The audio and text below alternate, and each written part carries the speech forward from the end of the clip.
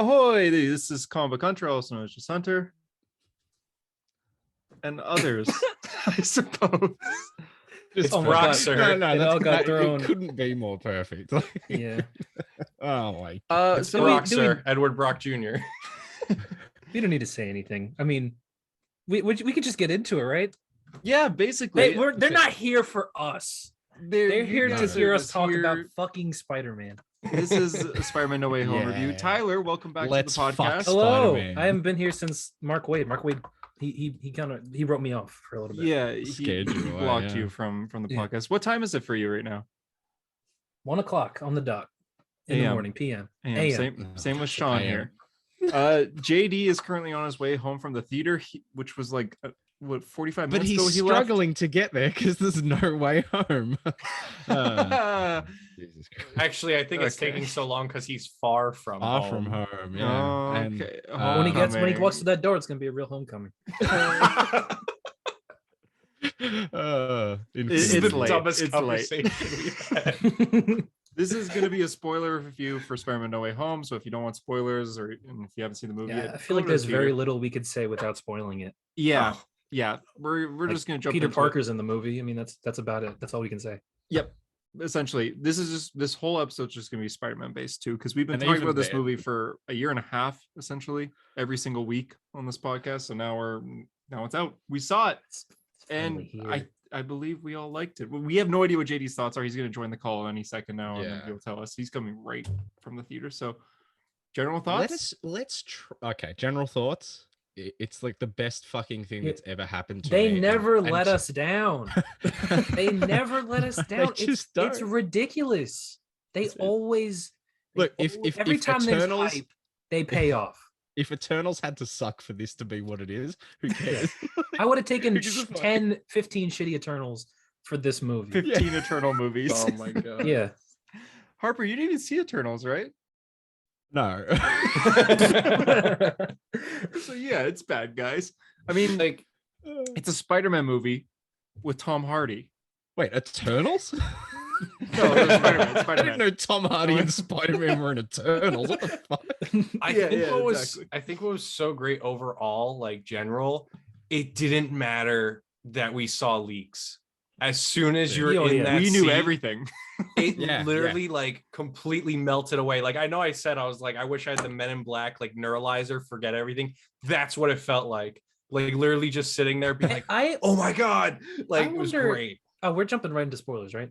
Like we already said it. Yep. I wonder if there's a world like what the world where we didn't know anything, if they were like if we didn't know Andrew and Toby were in this movie, that world where we went in and were completely surprised. I don't actually know if that would have been better.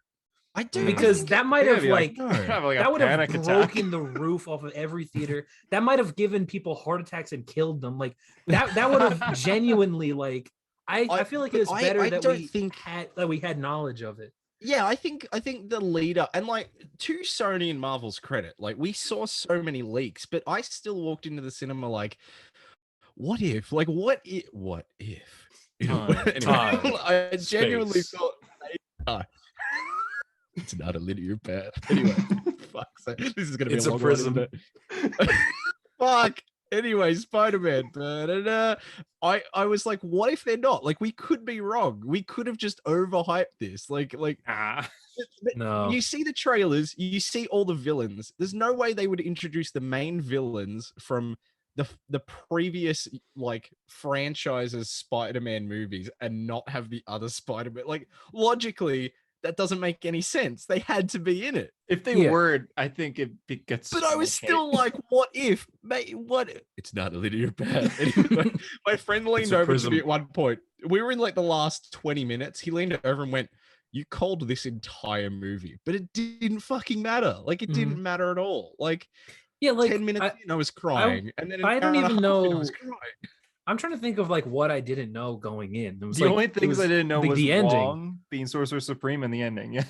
Like even like things like May dying, and like when they showed up, we knew about that, and like all the villains and like the plot about him trying to save them all. Like knew every single bit of it, and it didn't matter at all. Like it really, even like the leaks had gotten so bad that like the part in the movie where you see Andrew like doing the shot from the leak. My theater cheered because we were like, "No, that's the leak." Yes. Leonardo DiCaprio, That's like, it. oh. Yeah. Did you have a web block? We're all like, that's it. Yeah. Exactly. We all thought he was saying web blood. Yeah. Yeah. It's incredible. Like that's how deep they had gotten. They were talking about leaks on like Jimmy Kimmel. You know, like they never did that before. That made the hype so much bigger. Like if there was nothing and we walked into it completely surprised, you're right. It would have blown cinemas apart. But it did that anyway because we were all like, it's got to happen. Our theaters cheered. Every theater cheered. What a profound statement, Hunter. Our theaters cheered. No shit they did. Like, yeah, but I mean, like that only happens in Marvel movies and only in like big event Marvel. No one's cheering. Even a lot of the times when the theater that's not true. No. The loudest theater experience I've ever had was in Solo, where he went up to the Imperial guy and the guy went, Han Solo. People like stood up and cheered. Are you serious? No. I was. There was an audible across. I went. That's where it's from. I was gonna say they did it during the Holdo maneuver in Last Jedi. Let's go. They all went. I love that she did the Holdo maneuver, even though it was the first screening. I wonder if JD's theater, like, because JD does not like. I think I said this. I said this earlier today. It's like this would be the theater experience of his nightmares. Like if he was in my theater, I genuinely like. I was even watching audience reactions like on YouTube and whatnot, and like the theater I was in was the loudest one I heard. Like any of the ones I heard in the videos weren't as loud as the one I was in. It didn't impact my experience at all. But I was thinking like, there's someone in this theater who is like JD. Who this movie's ruined for them completely. They want to in this theater die, yeah. And it was even getting to the point. Like I remember before the movie started, there were like guys in the front row posing. Like I actually have like an example, but like this from Infinity War, like this in front of the screen. Yeah. Oh god. And like it was an IMAX theater, so like everyone's looking down at you, and no shame, Spider-Man fans, no shame for those guys. No respect. Yeah, there are a few guys dressed up at my showing. That being said, JD is like one of the biggest Tobey Maguire Spider-Man fans I know. So maybe he was okay with the scream. Maybe he was screaming with them. Maybe he was doing the Spider-Man pose. I said this to Tyler too. I'm so glad that I stopped being a Spider-Man cynic before this movie came out. Because I said to Tyler, imagine if I sat in that theater. Spoilers. I get 10 minutes in and Matt Murdock shows up and I'm like, oh, it's a bloody Spider-Man movie. You know what I mean? Like I would have been actively fighting a battle against myself. But the fact that I bought into the hype and then I rewatched all the Spider-Man movies and I went, maybe Tobey Maguire is really cool. And like, I just totally bought into it. I fucking had the best experience of my life. Yeah, I remember when we were like earlier this year when we were talking about it and you were like, I want someone to kill Tobey Maguire. Like that was just you were saying that. Yeah, and I said Tobey Maguire's Spider-Man. Theater like, yeah, now I'm in the theater like, god damn, he's so fucking good. I was actively rooting for him to survive. Like, anyway, we should start from the start. Well, real quick, I want to say, Harper, you went from saying I hope Tobey dies to probably crying when he just goes like, oh, I'm just gonna step in here and the portal closes behind. When you thought he was gonna die at the end, you were like, no. I clapped so hard my hands hurt. Like I was my cheeks hurt. I was smiling so much. The Andrew. Anyway, let's go from the start. Okay. Picking up right where Far From Home left off, Mysterio reveals his identity. Oh, that intro with the Marvel. I was getting chills because I watched Far From Home the night before. I rewatched it. I finished Far From Home like an hour before I went to go see the movie. So that sounds amazing. Like, ooh, man, sounds amazing. That's amazing. It was just like dude, the intro, him swinging around, the music, like even the camera work was just like it fits so well. That was a massive thing about this just movie. Like bit of amazing Spider-Man work where it looks like it's like a GoPro essentially on him. Oh, the swinging scenes were good. Yeah, the swinging scenes were good. They were good. I was saying this earlier to you guys, but man, I'm so happy about that. It's like the swinging scene in Far From Home is good, but like the swinging scenes in this one, like they clearly were just like, well, he's Spider-Man, he's got to do fun shit. And, like they really, let's make him flip every so often. It was throughout this movie though. We got it towards the beginning, at the very beginning. We got it in the middle a bit when he's on the bridge. Like everything felt and when he flowed well. Yeah, before the Electro fight as well. Yeah, like all of that was awesome. Like it was better than him, going into an open field and just going, guess I gotta run now. From that, like, fucking car. I'm okay with that. And then I just love that the start of this movie played so like there was with panic. Did you think he was gonna say fuck? Yes, I was hoping. I almost thought, I was like, if they're gonna say fuck in an MCU movie, this is the moment to do it. This is it, yeah. Yeah, and they didn't, but it was a car horn. I wanted him to clearly say "What the fuck" and like Holland. What the fuck? Like I really wanted like hard CK. And it's the first line of the movie. Yeah. I just love that the start, like, obviously he's still dealing with the identity stuff. He's trying to get into MIT and all that. But it still felt like fun, you know what I mean? Like they still felt like they were like Far From Home, Homecoming, where it's like, oh, dark moments, but I'm still trying to make it work, because then the tone doesn't go all over the place, but you start with that and then you look at the end and it contrasts like this journey that he's gone on so much, where, even if he's happy within himself, we see like the smiles at the end and stuff. But like, at the start, I guess his identity getting revealed wasn't the biggest thing in the world, considering what he could kind of lose. And what he has to lose for his responsibility. Had recently, like when, I don't know how you guys reacted when that happened in Far From Home, but I remember being like, really, like that's what we're gonna do? We're gonna reveal his identity? I was a little scared, like thinking like that. You can't do that in the Spider-Man story. Like you just can't. Because at the time, I'm like, man, Spider-Man's like the only MCU hero who had an identity, and it's like we've barely scratched the surface of what he could do with an identity.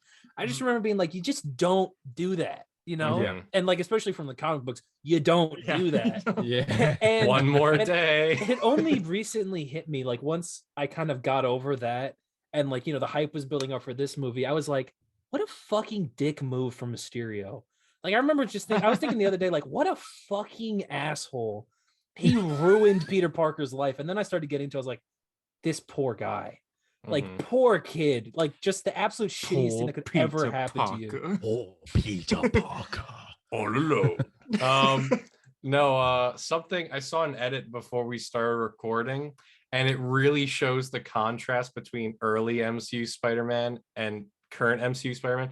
Somebody took the scene of him from the beginning of Homecoming, where he's like filming himself at the battle in Civil War, like, oh my god, that was insane, they took that, and then the next shot is him with the rain crying and everything, and they're like just looking at the journey, and I was like, oh shit. I saw someone say it's like, they were describing like the way these movies were described, like especially Homecoming when it came out, was like, this is like a John Hughes era coming of age, like Breakfast Club, 16 Candles type movie.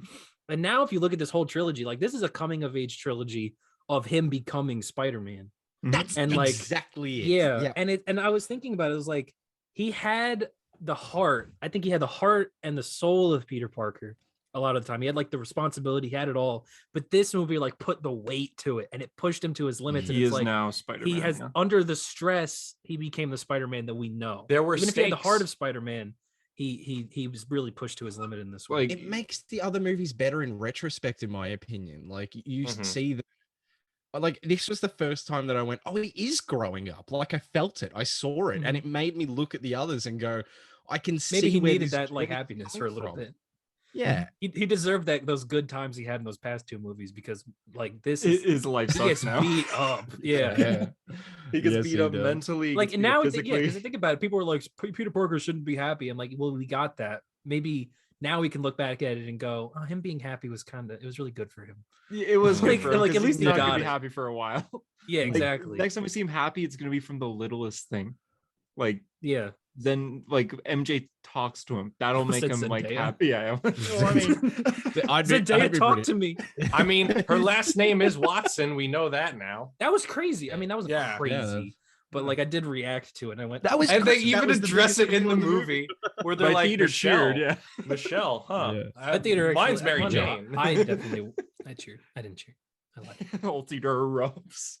What's it? All right. So where do we get into? We got Peter is trying to get into MIT. He's realizing that like it's not really affecting him as much as it's affecting everyone else. The collateral damage stuff was awesome. Police are talking to him. Don't talk until you have your lawyer, Peter. Don't talk to your lawyer. A really good lawyer. Here, and then you see a cane come down.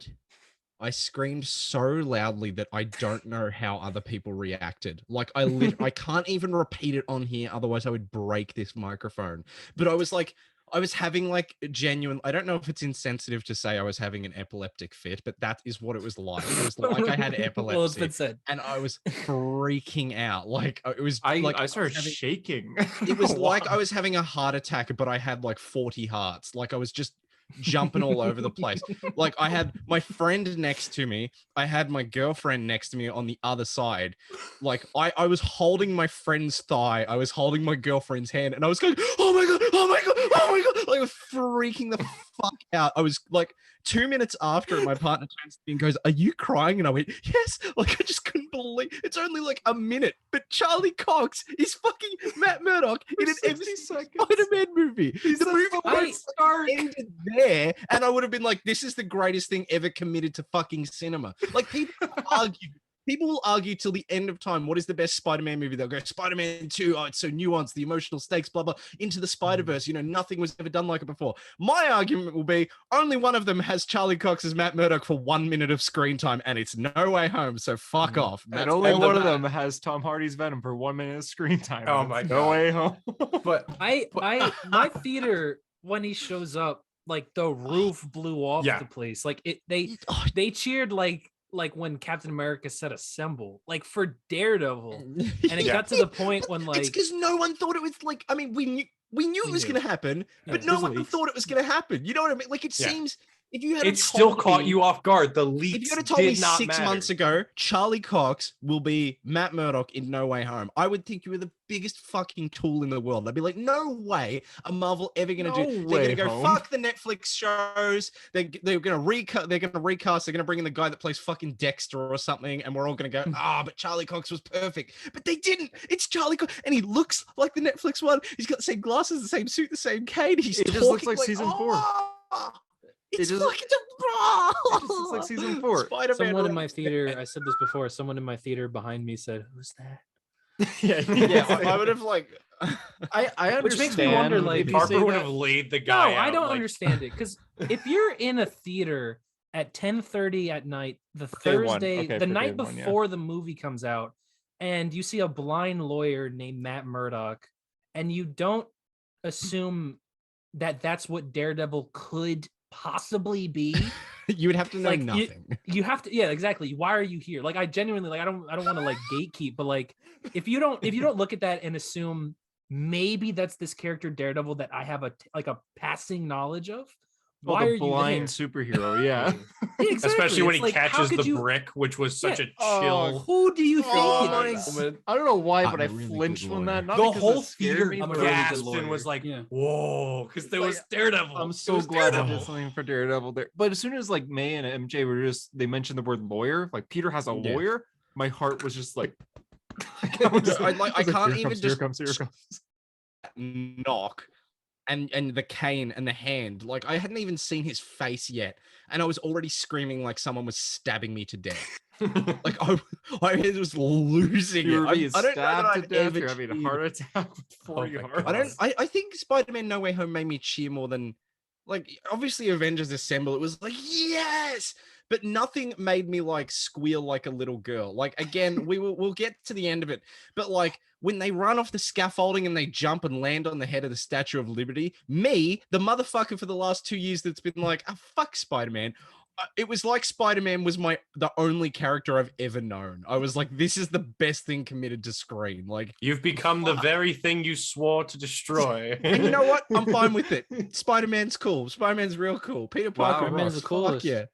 He read really Spider-Man comics, kids. Man, all I came out of this movie, I remember, I just thought like the fact that like human evolution has led to this moment just means that like we deserved it. Like, people make a lot of shit. Humans are terrible. We're destroying the world, but we just made Spider-Man No Way Home. Like, you know what I mean? I want to see an elephant make Spider-Man No Way Home, or a Tyler, dolphin. Like he's humans. like, maybe Tyler's like, maybe World War. No. Wait. Harper, you're freezing. No, I'm come frozen. back. Fuck. Oh, you're There back. you are, You're back. back. You're What back. are you saying? World War what? Wait. I'm back. I don't know what happened. I think I got so excited that my internet was like, this guy needs to calm the fuck down. What did I say? I really liked World how War Harper something. ended I was okay with Oh, I said like maybe Tyler is drawing the line going, maybe World War II was worth it because like if we didn't have it, we wouldn't have gotten to No Way Home. All of history has led up to this moment. I wouldn't change a thing. JD's joining. Was that a hint of Degrazia? Degrazia's here. Evil. He's joined. JD. Evil Doctor He's so Strange. You really just straight from the theater. Theater, man. My mic's not even set up yet. How fresh? How We'll fresh give do you you, feel? we'll give you a second. We'll give you a second. And then JD, you missed it. Harper literally said for people to read Spider-Man comics after this movie. Of course, Beyond first is thing going I did on is I right tucked now. myself into bed with my copy of Life Story. like Tyler, myself, Sean, we're all huge Spider-Man fans, but this movie literally Day one. changed Harper's life. That is Yeah. actually true. The He's a hype for this different movie man. changed me. like we all got so excited. Like this was a huge moment for us, but for you, your life is different. My life changed. It turned me not like because I loved Andrew Garfield and like the Amazing Spider-Man 1 is like one of my faves, but like Tobey I was always very heavy on because of the stuff surrounding him. That's you know, a like, cute like the outfit. fandom of it. Yeah, no, not that. No, I don't mean anything within the movies. I just mean the gatekeepy stuff. Like, you know, you can't enjoy Andrew or Tom like unless you're like Toby's the best one. But this movie completely like not changed everyone, but it's done the impossible. Yeah. It has made it's made a movie for a fan base that doesn't fucking That like is never anything happy. and has united everyone and gone, that was amazing. You know what? Like This is like the notes, Star Mando Wars. season 2 of like Marvel movies, but even Yeah, like it's- on a scale like 10 times bigger. it's so much bigger and Season it's 2 so finale, much I mean. better. Like, All right, JD, you just saw it. How much of this podcast have I missed? Not much. I'm Oh assuming no, you guys- we I'm were assuming- waiting on you. I'm assuming We you guys have only- just been gushing about it. we only got up to like in terms of the timeline of talking about the movie, we've only talked about catching a When they- brick through a window. They get and they get rejected to MIT. That's what we're up to. Yeah. Okay. But general thoughts. I think it's good. No. I'm not- No. Listen, Wait. I do think it's good. I had a big smile on my face, especially for like that whole third act. I'm not like I feel like everyone that I've seen rating it is like 1,000 out of 10, 10,000 out of 10, 5 billion out of 10. I think it's good. I think it's like an Are 8 you out of sure 10. you didn't I just enjoyed it. JD, get the watch fuck Far off From this Home? call. This I- isn't I- the one with Mysterio. Like, are you sure you watched the same movie? Mysterio was in this movie in the very beginning. Oh, for We fucking waited. 4 Hold on, seconds, you Harper. prick. We What? waited for you, and you're gonna tell me that this movie was just mediocre good? I didn't say That mediocre. it wasn't I said- fantastic. It I wasn't said it was good. amazing. Sean, you're amazing? acting like the Spider-Man Spectacular, fans that you- Harper Hey was guys, just talking about. guys, cool it with like the negative self-talk. Like this movie is amazing. Let's amazing. just take it in for a second. It's amazing. It's And I think we amazing. really needed to hear that. It was JD, good. what do you think of that? It was good. I enjoyed it. I think up until the point where Aunt May died, I was kind of just like, this is okay. And then once Aunt May died, I'm like, all right, they just turned the corner. And then the Spider-Man. He's like, yeah, that's what I'm talking about. I mean, of course I'm sad to watch Marissa Tomei die, but you know, Aunt Hottie, man, her and Tony Stark doing it up in heaven. You can move Pepper's on. Oh my not there. goodness. Pepper's not there. It's okay. You can move on, JD. But JD, Do you think that's you why don't want us Happy to was kick so you to the upset? He's call and, like, damn it, I like, know Tony's doing it. have a second to like, you know, process, and then we'll invite you back in and you can say something that's not fucking weird. when Tony was when Happy was at Aunt May's grave, I wanted him to say Aunt May used to eat cheeseburgers. And he says Aunt May. He doesn't say May. Aunt May used to love cheeseburgers. I mean, Aunt May did a lot for her community. It's almost like she was a protector of some kind. Like I wanted to hang myself. Why? I hate Venom so much. Yeah, but JD, like, did you cry and like almost I get did not escorted cry out of? Did you I- cry I- or almost get escorted out of the I didn't theater? tear, I didn't cry, but I had a big smile on my face for Did you like. I cheer? cried 10 minutes in. My I didn't tear. girlfriend caught me crying when No, Matt like- Murdock showed up. like I yell, cried. cheer. Proper. Oh no, I don't believe in cheering. In the Yeah, theater. we know. I actually got very mad. I actually got very mad. I have a friend. What did I say? I made a friend now. That's kind of shocking, right? But I made a friend who also doesn't like when people cheer in the movie theater. So Does he also not like fun? I thought we get along. Okay, so Matt Murdock. JD, yeah, Matt JD, Murdock. what are your thoughts on Matt Murdock? Because that's what we're at. Oh, it's If cool. you go- mean, okay, I had seen the just picture of Go- them at the table. it was but- way too short. Like they could have done. Shut the fuck up. Go on, sorry. No, that was awesome. I'm so happy to see Matt Murdock. That was great. You know how like this is like a little off topic, but you know how like North Korea recently like banned like laughing and like grocery shopping, like anything fun? Yeah. Like JD, why don't you just go there? I think I'd fit in well there. Yeah, like they banned grocery shopping and laughing for like the next 10 days. So the next that was 10 the days policy are of the movie yours, theater, I bro. No, I mean, I like I said, like I had a big smile on my face, like seeing Toby, but I don't believe in like he saves Zendaya. I'm not gonna be like, yes, he saves Zendaya. Like I don't give like yeah. I did that. You mean I did that. I was I literally screaming. did- I that was was a good screaming. Yeah, I impression mean, of that's me. what I mean. This was a good impression of me. I was. He saves the Yeah, that's a good day. impression of everyone here.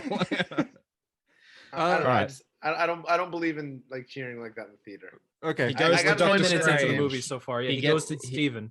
He goes to Steven. We find out He goes to a Wong woman is the that I Sorcerer think is Supreme on a Zelma Stanton from the technicality. comics, but Harper It's doesn't not think so. Zelma. It's not Zelma. It's not Zelma. You keep telling me Zelma's black. I don't remember that being in the comics. She absolutely is a black Chris character. Bacalo, maybe she is, but I don't She remember definitely the is. coloring being like that. I don't remember. She An definitely, alien made a but black she's dude. There was also a woman in the Sanctum Sanctorum with a beanie on. That's Zelma Stanton, bro.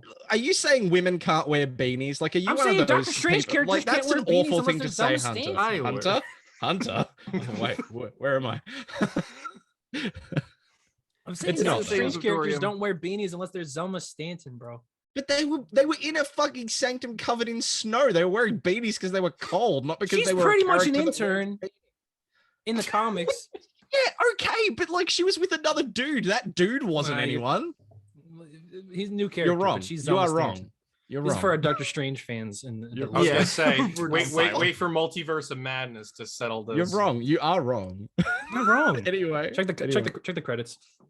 That's actually good. Hey, That's Doctor actually a good Strange, point. can you do the spell? Sure, Peter. Yeah, You do okay, the that's spell. what we're Okay, up to. there. Yeah. Yeah. Wong, Yeah, Sorcerer the spell. Supreme. Yeah, Wong You is know- Sorcerer Supreme. That's the one thing that didn't leak. Yeah, you know what I did like though? I like the fact that Steven says to Wong, like, we've done this spell like a million times. It goes to show that he's not risking the fate Yeah, the of trailer universe. was real. Like Stephen it- Strange is a real He's just lost it. but irresponsible whereas- dick. Yeah, And also, when the spell breaks, it doesn't fully break. It partially breaks, and he contains it because every time he says anything, Peter's like, well, what about? And he like rewrites it like 4 times, and he's like, just shut the fuck up. Whereas the clip they released, it looked like Peter went, what about MJ? And Strange was like, I can't do this, and it broke. Like, it was that easy. walks away. Yeah, you didn't idiot. But Can't he Strange was just- actually can't- being. Can he just tell like the people he wants to tell again? No, he said he doesn't want to go through that again though. Yeah, but we also find out by It's- the end of the movie that it doesn't work that way because Yeah, they don't know him at know who all. he is. Yeah. Right, but that's Because then- different. That's a totally different spell. No, but it's not though, because MJ has suspected he was Spider-Man from the start, and Ned has pretty much No, known. but in the beginning, that spell they're trying to do is to get Peter Parker, people to forget Peter Parker's Spider-Man, but at the end, Yeah. it's to forget Peter Parker. Right, they're two different Yeah. spells. Yeah, they're it's different. I thought Yeah, it's just to different. forget he's Spider-Man because No, then it's the villains different. don't No. go back through. Peter No, Parker at yeah, all. the second one's to forget. Like Peter people Parker don't, they don't altogether. know who Peter Parker is. Peter Parker doesn't Yeah. Is it exist. Yeah. all? What? Yeah. What do you think the ending was? You thought they did like they saw I Peter thought he Parker and- completed the spell because all it was is well, if the Yeah, but villains why would they that Peter forget who Parker is he Spider-Man, was? Yeah, why they would come Zendaya not through? know who Peter Parker? I mean, MJ. It's the same spell, but Because it's like she's a different known he was request. Spider-Man for years, so it completely changed their relationship. That's what I thought it Yeah, was. but she would still know that he exists. What about Ned? Well, no, but like if their entire relationship was You're completely wrong. like Stop Ned, saying no, you're I wrong. know You're I'm wrong. telling just- me that you had me break the laws of reality and I'm you just didn't even plead your explaining. case to the I'm admissions just board? explaining with the Zendaya one. It's with the Michelle Jones Watson. Predicated on the fact that she. I didn't even know her last name was Watson. I thought her first name was Michelle and her last name was Jones. And then JD heard that was like, my left eye started twitching when I heard Watson. She saved the day.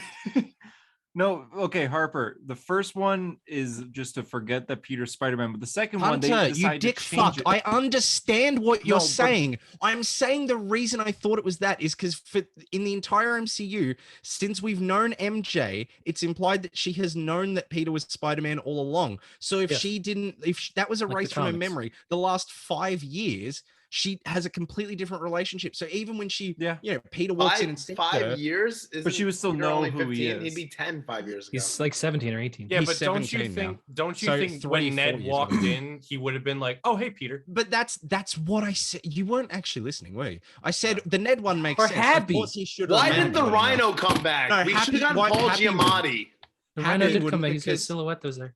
Because at the end, Doctor Strange is just like, Peter, everyone needs to forget you. Otherwise, Craven up there is going to come down here. Yeah, I don't want to stab you with a big spear. But that's why it doesn't make any sense. Why would the spell have to be different for all the villains to go away? The villains are only coming because they know Peter Parker is Spider-Man. It's the same spell. Yeah, but if they forget Peter Parker exists, they won't remember that Peter Parker's Spider-Man. Yeah, but they won't remember Peter Parker is Spider-Man if the spell is everyone forgets that Peter Parker is Spider-Man. Well, that spell didn't work. It's in the box. Y'all could have just done the spell again. Guys, it's a fictional character. No one gives a fuck. They could have just done it. JD's not even reading Spider-Man characters. So anyway, moral of the story is that is not Zelma.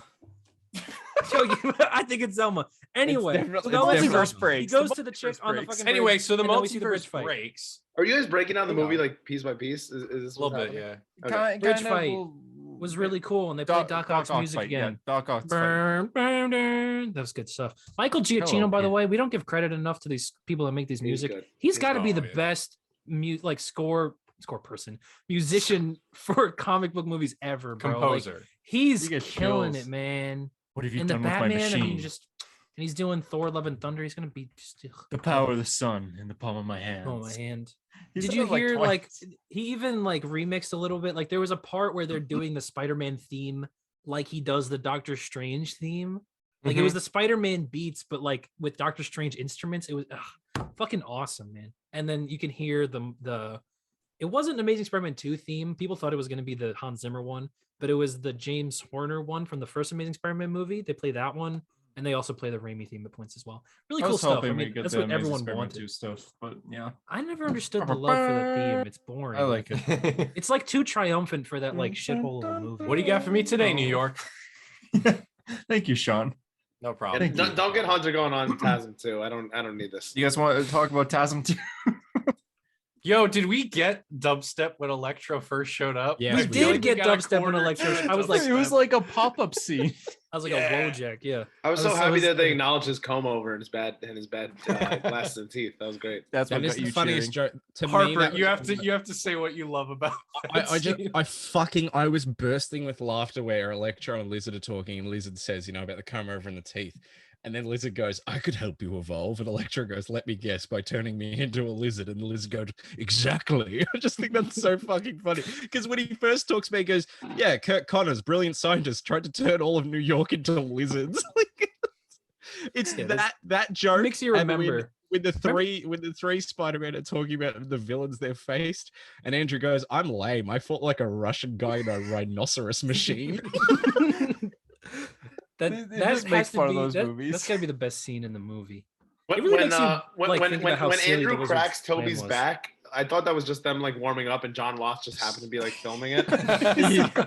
I also love that it works, and Toby's like, that is way better, and Andrew's like, right? Like, does that mean Toby's back's been hurting since Spider-Man 2? I'm back. I thought the same thing. Like, yeah.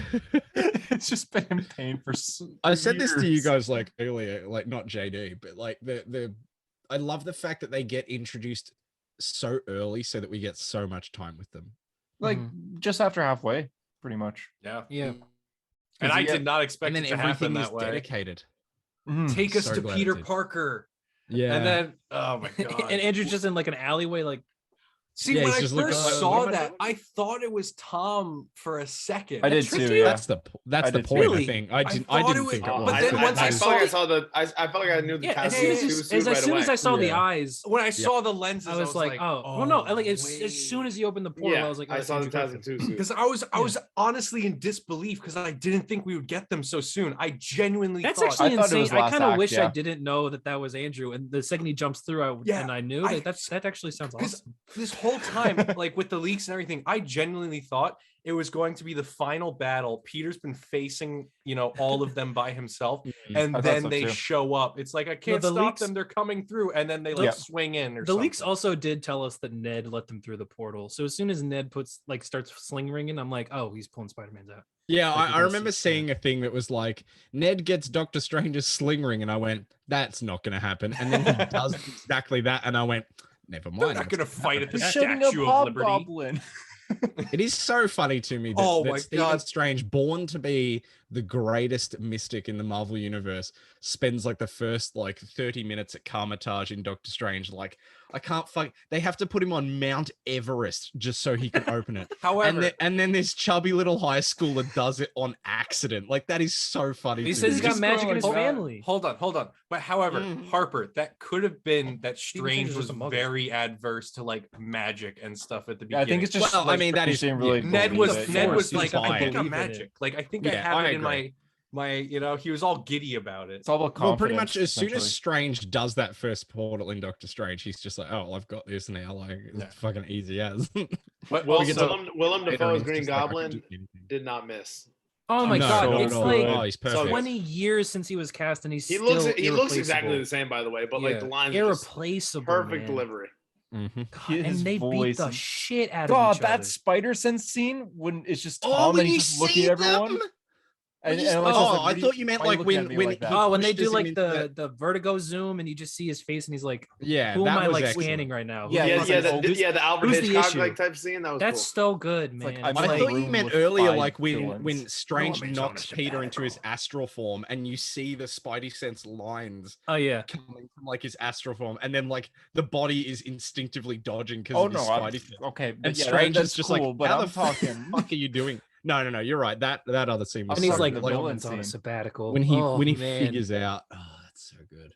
And then it's just who his voice, man. Lizard outside was doing something, but I'm so glad that's when Osborn comes in, or I guess Green Goblin at this point, and his voice gets a little bit more higher, almost a bit more nasally, and it's like, God, here we go. He's back. What does he say? It's you can tell he loves Norman's on sabbatical. Yeah, Norman's on a sabbatical. Yeah, that was a good impression. And then just the fight, they bust through every goddamn floor of that building, and it was the coolest. Like the Kingpin fight in Spider-Man PS4. Yeah, I thought the same thing. But it's real. It's a real fight. It was like they were trying to mirror the end of Spider-Man 1, where it's just a brutal beatdown. It's bloody. Oh, that's what Green Goblin does. Is he beats the shit out of you.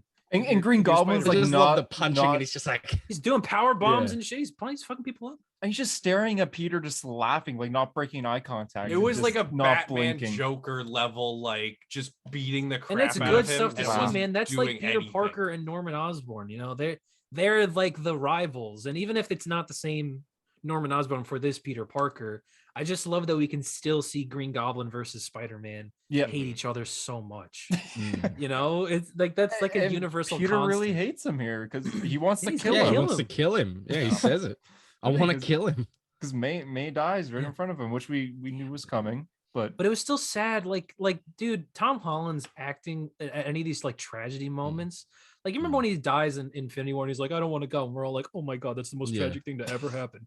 But when he's like, May, please talk to me. What are you doing? Stop what are you doing that. Yeah. And he's just he's just he's in denial. He can't believe it. He's in he just lost someone else. He's like, we'll do, it's okay. You'll rest here. We'll get you to the hospital. We'll take a breather.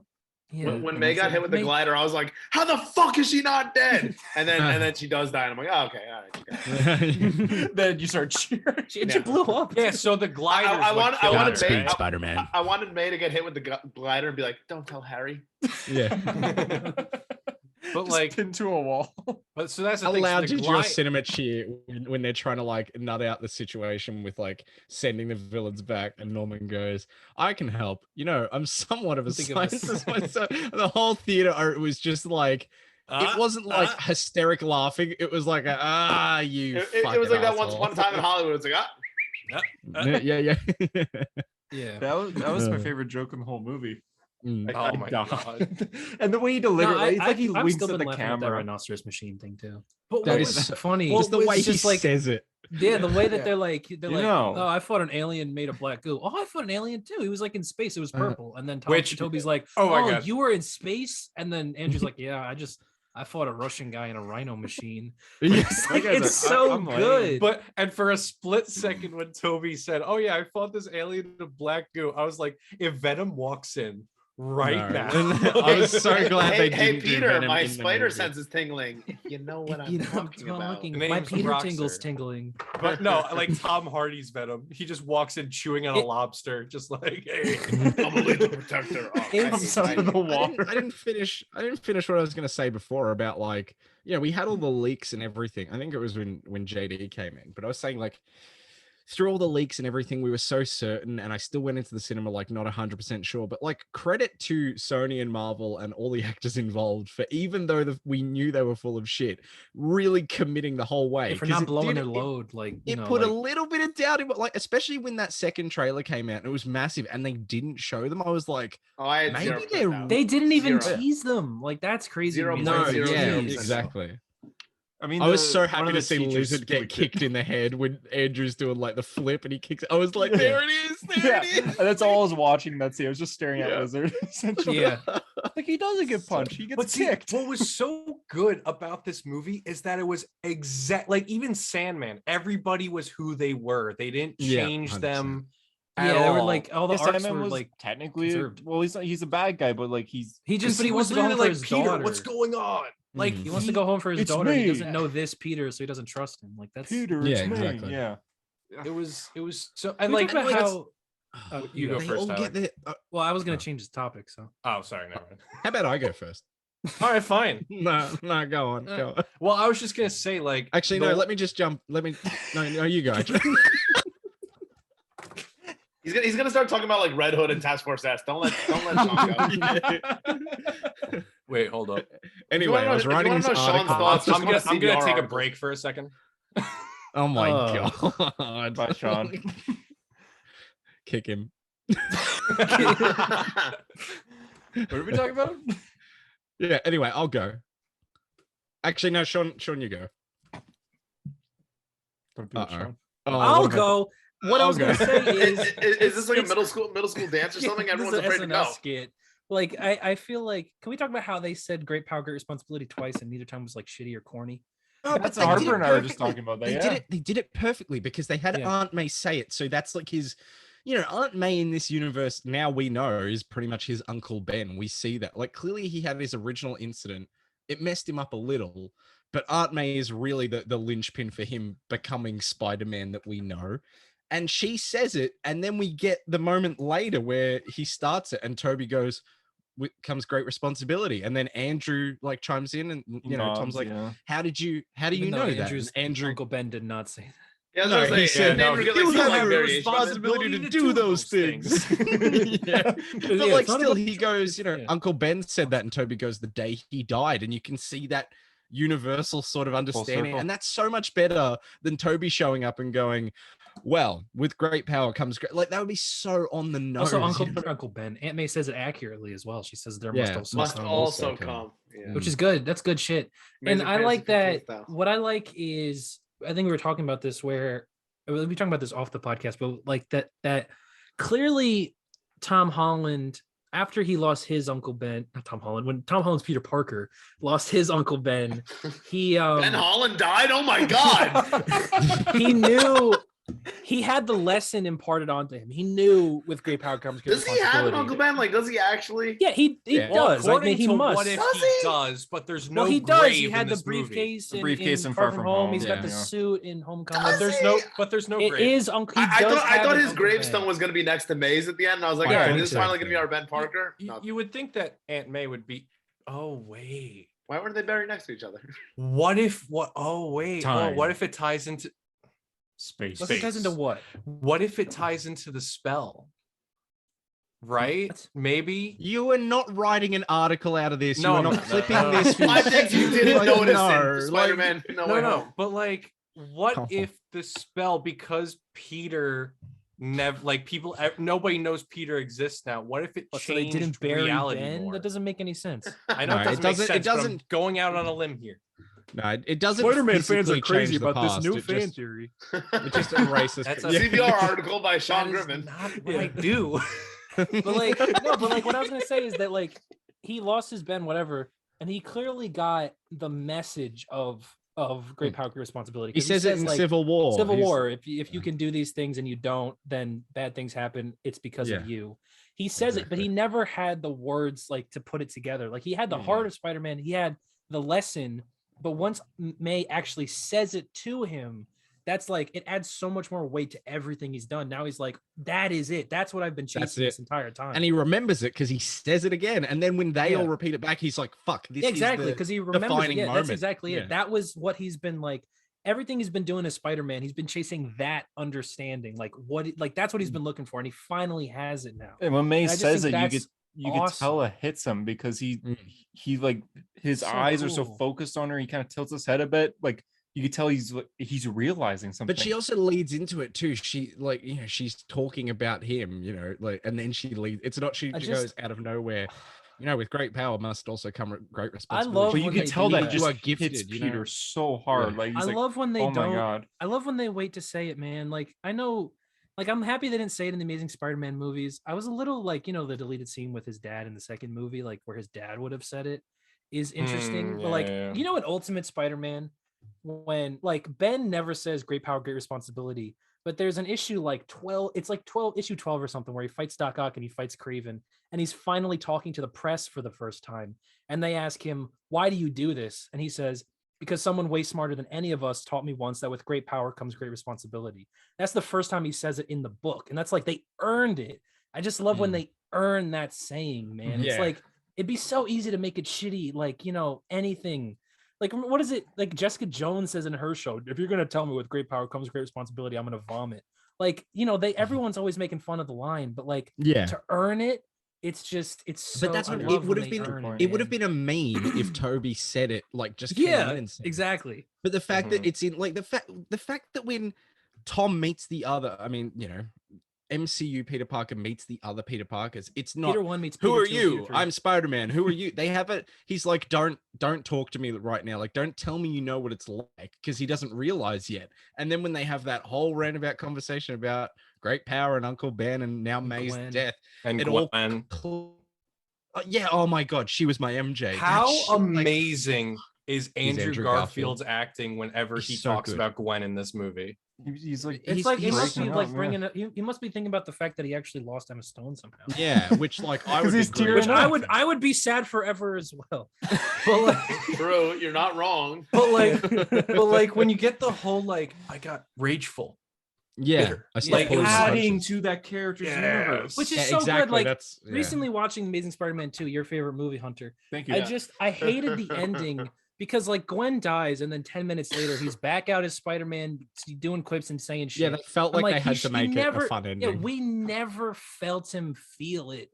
Like he goes through like 4 seasons in a montage and that's it. Like, oh my God, he lost the love of his life.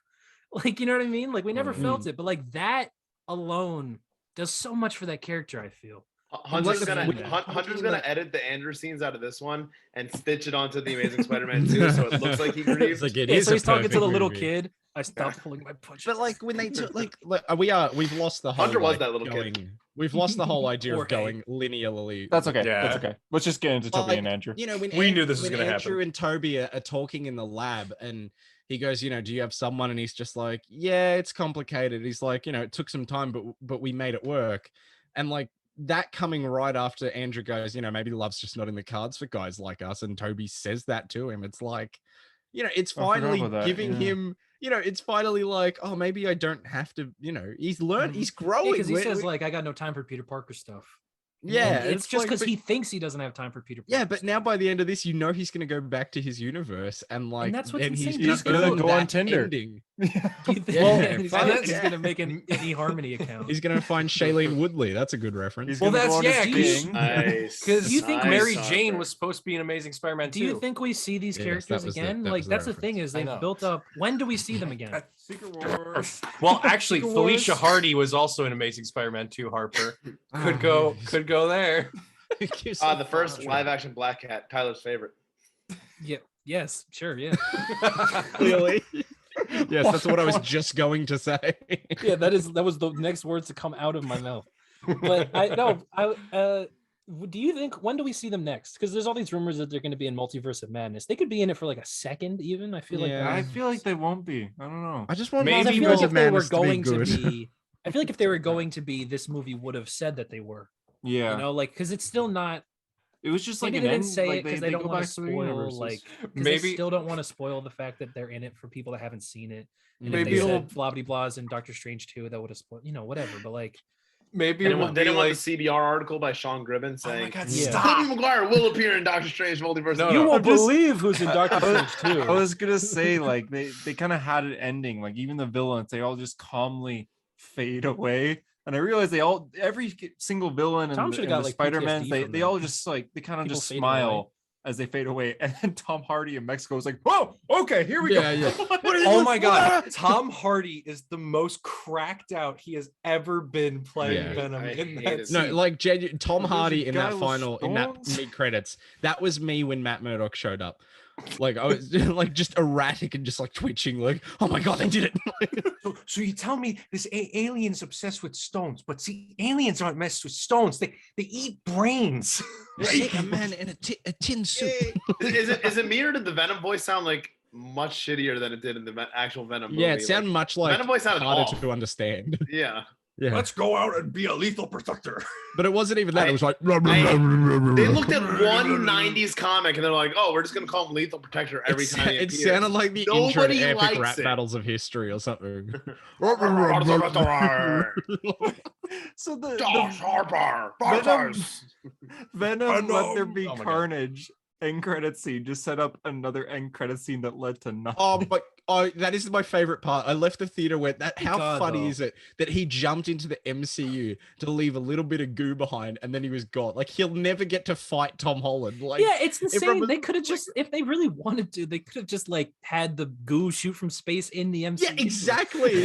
Like, they went through this elaborate plan. Remember when that end credit scene happened? And like, that's like the one part of the movie in Venom worth talking about is like, oh my God, they're gonna face off. And it went nowhere. Now he's gonna face Dr. Honestly, though, now he's gonna face Dr. Michael Morbius.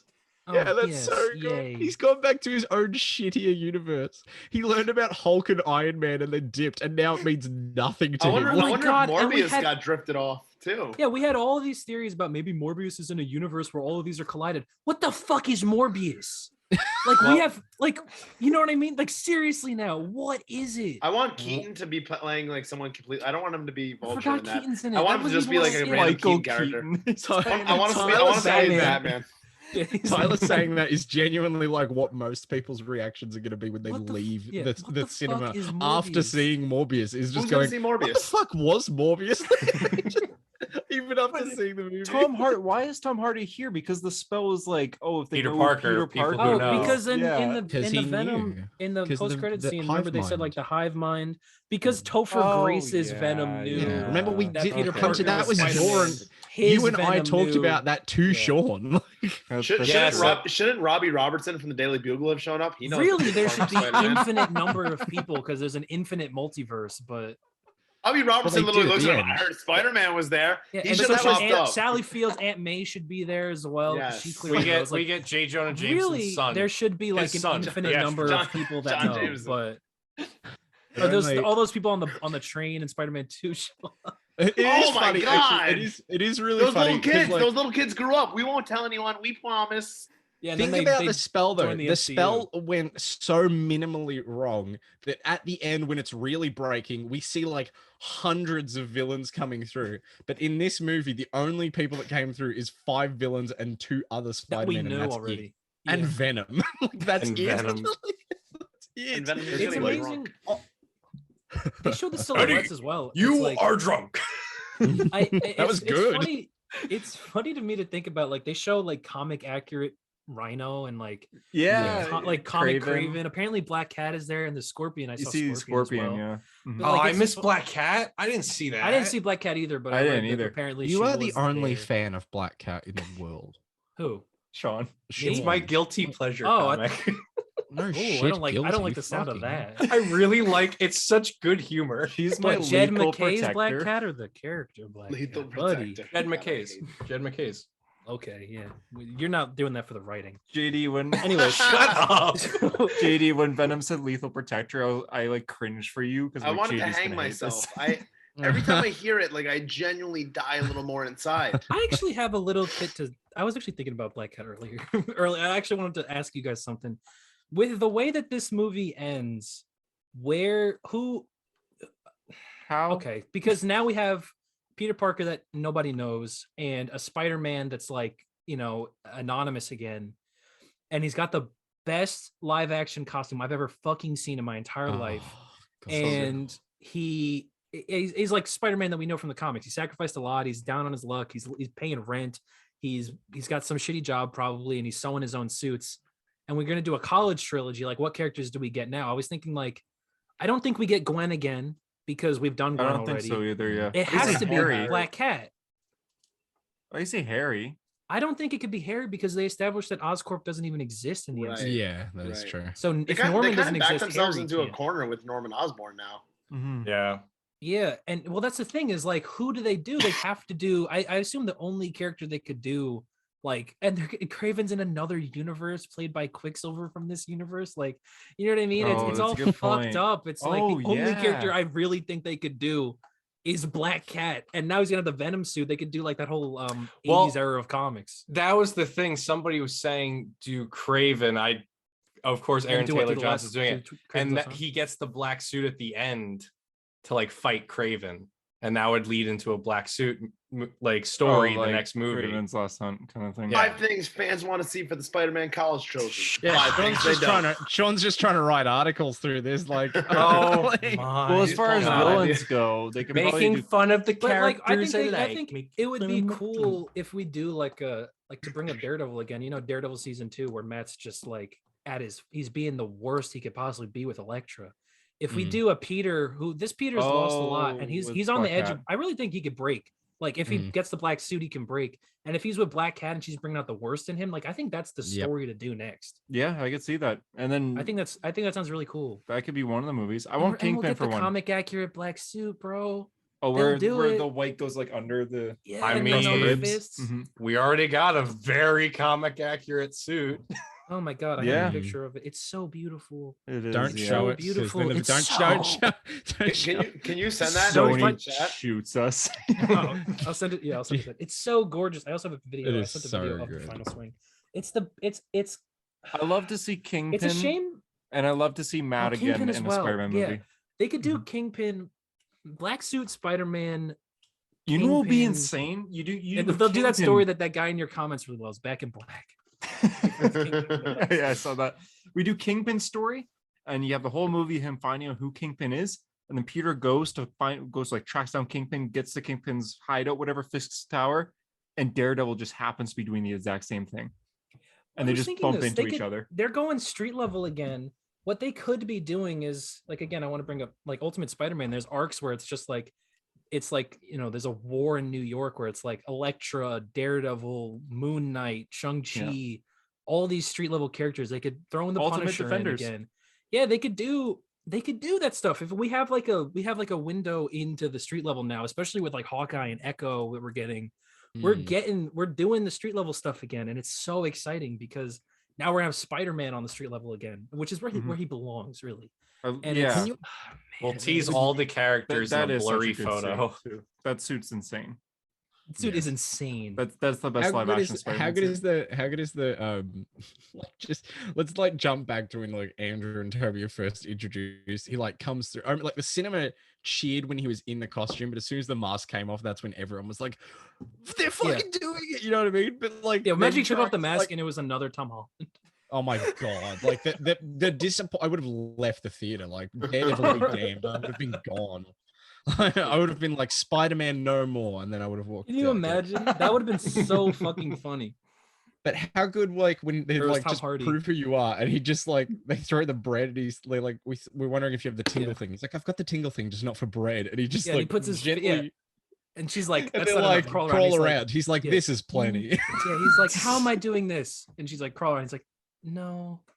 Like, I still feel like talking about this, it feels like a fever dream. Like I think I described in the group chat, I left the cinema wondering if I had died, and my dying brain had put together this perfect scenario about this movie just to please me right before I passed on. Like, because it's so, like, everything. It's like Doctor Strange was fucking amazing. We got fucking Daredevil. We got the 3 fucking Spider-Man. We got a fucking Doctor Strange Multiverse of Madness trailer at the fucking end. The villains. And we got Tom Hardy as Eddie Brock as Venom. It's the cherry on the top. I will say, Harper, when I woke up this morning, I did have that thought, like, did that happen? Or was that what I thought the movie was going to be? Yeah, exactly. It's like, it feels like the thing with Endgame is like when you watch it, it's inevitable. Obviously, they're bringing everyone back, and it's very Did you say it's inevitable? I'm inevitable. Anyway, shut up, Sean. Wait, no. But like this, it just doesn't feel. We are living in the best timeline. Somehow they did it, and it's the best. Like the movie rocks. You know what I mean? They really took their time, and they fucking nailed it. To make it. Sorry, Hunter, you go for it. You go. No, I'll go. No, just to make a hero story callback.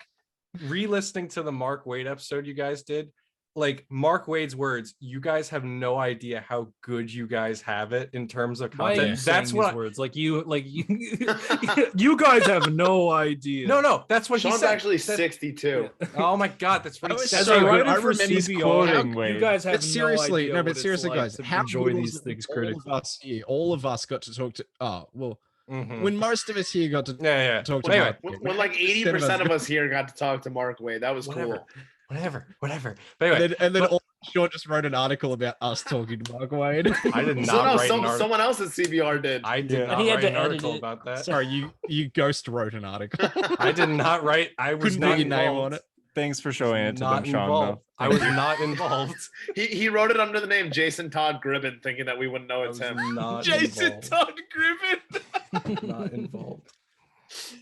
I am a huge Amazing Spider-Man fan. I love Andrew Garfield. You are? What? You like know, the Amazing Spider-Man? Never guessed. I know. They're one of my favorites. So Andrew's Peter in this he was perfect for me. I love how he's like they stole the show. The character. Like he has those emotional moments type of Gwen, but at the same time he's like this nerdy, excited guy. Like he's just so happy to be there, and like I've always wanted brothers. Like I love you guys. He's the most lonely Spider-Man. Like he was the most lonely Spider-Man, and to see people that go through the same struggles as him, like that would mean more to him than either of them. Yeah, like Toby or Tom. He's so happy to have people that understand. He stole the show, man. Like he was the best part.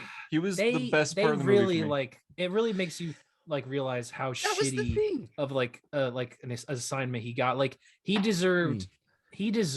Andrew Garfield, like I would say, is the best possible choice for Spider-Man you could have ever got. I wish he was the MCU Spider-Man. And they wasted him on shitty movies. on a shitty movie, and one movie that could have been better.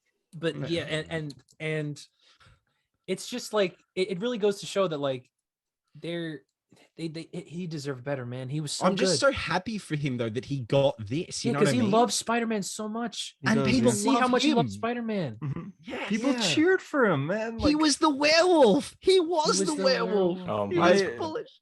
I cried when he caught MJ, and then he started to tear up. I don't know why that made me laugh. I cried when he caught. Tyler's never cried before. Tyler has, but literally, like when MJ goes, like when he goes, "Are you okay?" and MJ goes, "Yeah," and then she goes, "Are you okay?" and he's just like, his lips quivering. I think the reason I laughed is because you guys remember that line in Spider-Man 2 when he's like, "I bawled like a baby when he beat Cinderella." Peter, that was first grade. Peter, that was first grade. Well, even still. Even like Toby, there's rumors before that Toby didn't want to do this and he wanted more money and he was being very stubborn, but he looks like he's having the time of his life. When was the last movie he was in? But that's the thing. He retired. He retired from acting pretty much. And like, if I was coming back and I wanted Marvel money, and I was Tobey Maguire, knowing that they needed me for this movie, and like, I would be. I'd be like, you paid stunts, Robert Downey Jr. like 70 Yeah. million to show up for like 4 minutes in a Spider-Man movie. Could you I'm showing up for the last 45. Give me my check. Can you imagine they try to avoid Tobey Maguire? They use like Nicholas Hammond and they use Andrew Garfield. Like that guy's really old. That'd be so. Or they use the Japanese one. And you're like, who the no. Remember how they were going to replace like Tobey Maguire with Jake Gyllenhaal for Spider-Man? They use Jake Gyllenhaal. They just use Jake and don't address maybe like Tom Holland's Peter is just like you look a lot, and he's like, no. What are you talking about? What contract dispute? Fucking shit. Yes, Sean. we That did. was pretty cool. That was cool. We brought it back. Oh my god! Like God, them just talking like in the lab, like about the web shooters. Like Ned's like, here are your cartridges. And I fucking knew they were gonna make a joke about it coming out of his ass from like the beginning. But it was a good joke because that's like a blurred vision or whatever the fuck his account name is meme.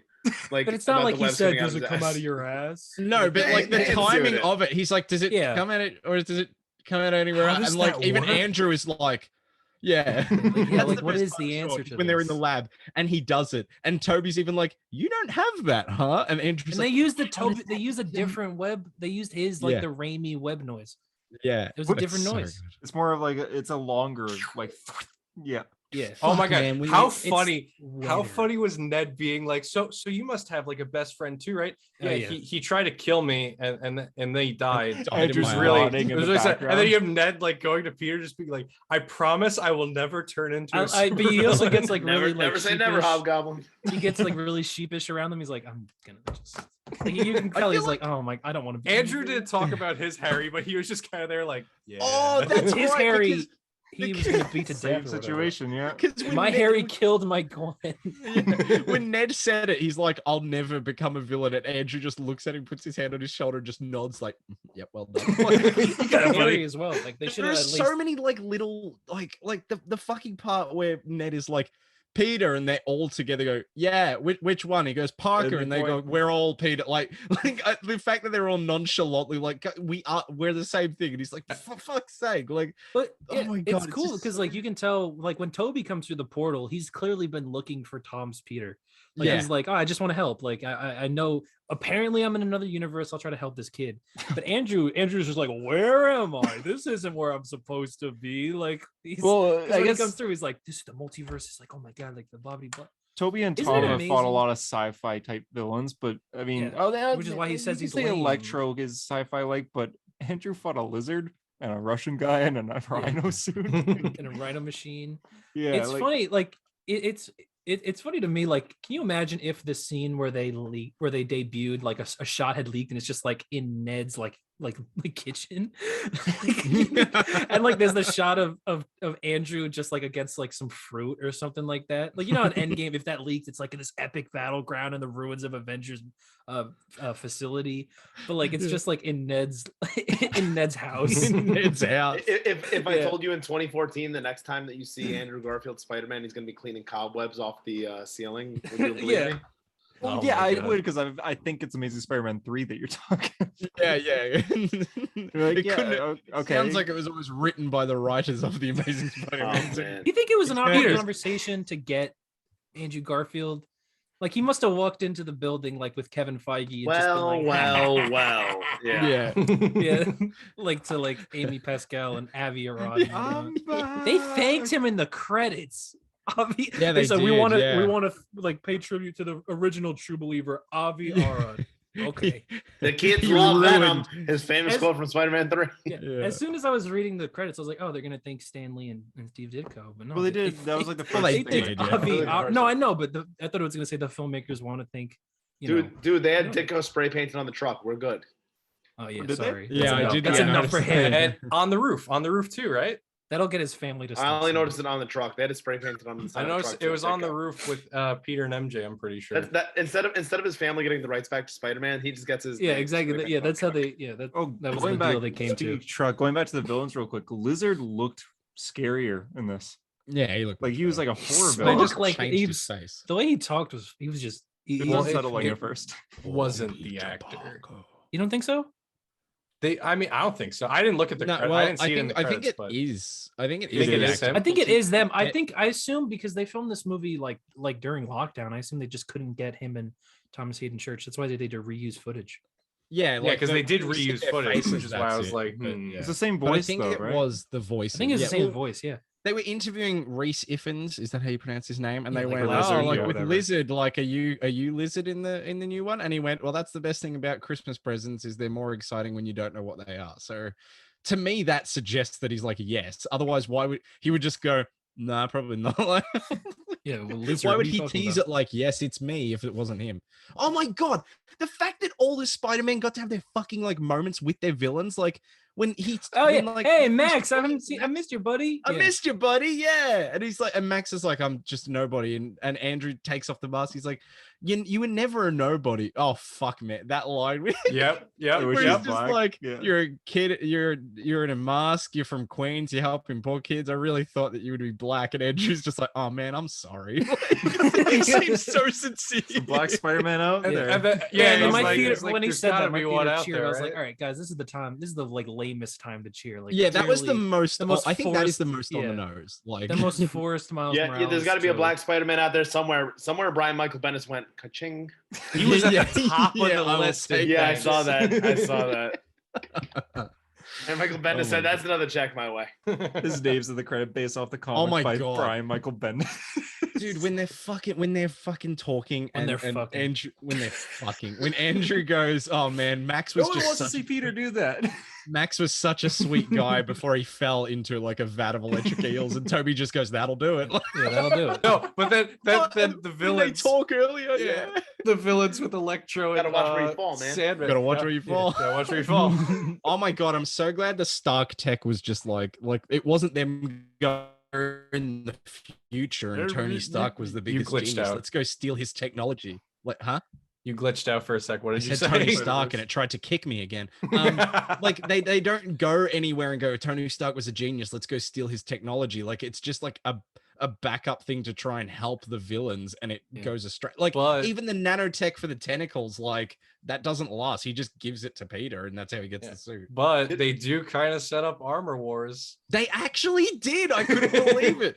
Matt Murdock set up Armor Wars. That was the scene. All the Stark tech got seized by the Department of Damage Control. Because Matt Murdock Matt Murdock is talking to Happy, and he's saying, "Look, I know you're very attached to Mr. Stark and his legacy, but if you had anything, that's the next time we see Tom Holland Spider-Man is in Armor War. Armor War. They just undo all of the. Oh my God, the newspaper in the movie that said Iron Boy Jr.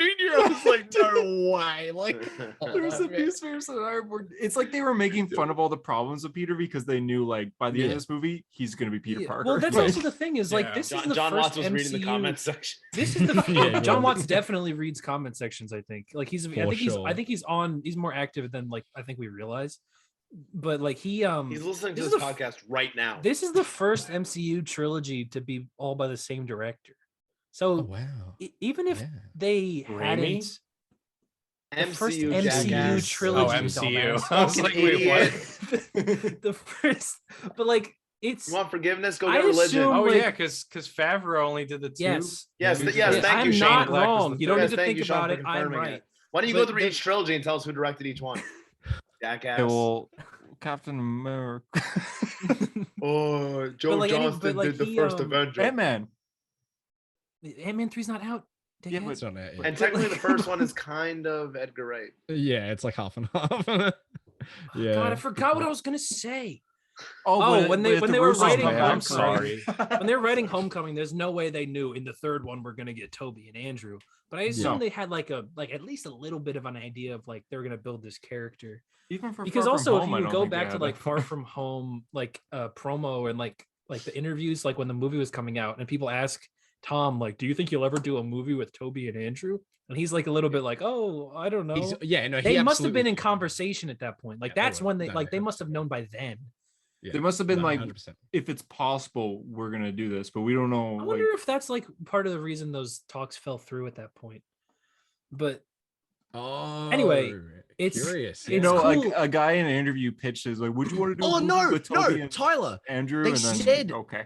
Tom. Sorry. I'm sorry. Tom Tom Holland say recently that like the deal between Sony and Marvel fell through when they were in pre-production for this one. Like they were already figuring it out. Yeah, that's right. And it fell through, and they were like, "What the fuck are we doing? Like, aren't we supposed to be like gearing up for this final one in the trilogy?" Like, so he's clearly known for a while. Yeah, I wonder. Yeah, at what point did they know they were going to do this? Yeah, and also you have to wonder about how it shifted because originally this was going to come out after Doctor Strange 2.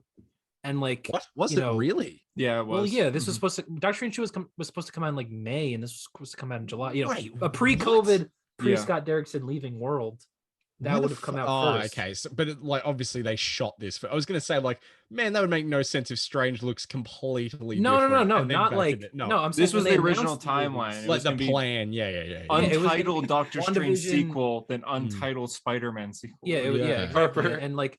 I want to know at like how much has it shifted? Well, I think Doctor Strange 2 is like a completely new movie. I thought originally it was going to be just Spider-Man on the Run and possibly Craven. Yeah, I thought it was going to be Craven too. Because that makes sense. I think when Far From Home ended, they're just like, okay, we're going to utilize it any. I think when they did that, they weren't planning Spider-Verse. They were just planning. But I think they must have known by then. Sean, you were going to say something. Yeah, you finally have the platform after me, like trying to interrupt. I love what you. I love I don't know if it was just you and me or you, me, and Hunter, but I loved what you said about Doctor Strange talking to Wanda, and she's like, "Yeah, I know Westview and everything," and Doctor Strange is like, "I don't give a fuck. I don't give a fuck."